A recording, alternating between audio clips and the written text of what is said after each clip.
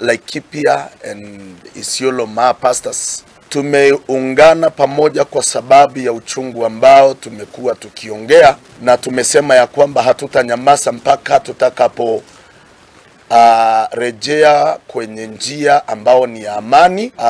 Na tunaongea pia na uchwe mayoye kuitana, na kwa neema ya Mungu watu wakaja, wachungaji waliposikia ya kwamba tunapiga kelele kwa sababu ya uchungu ambao tunapitia. Peace Link wamekuwa msaada kubwa sana kwa kasi hii.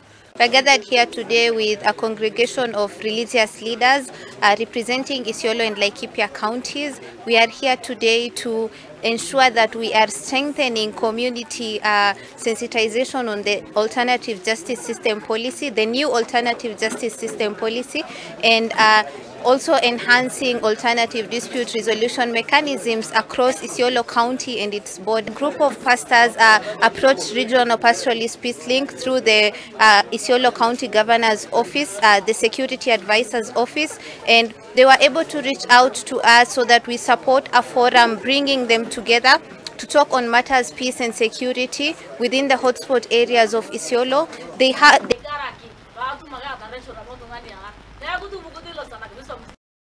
Aya, thikiriria riboti haha nigutumire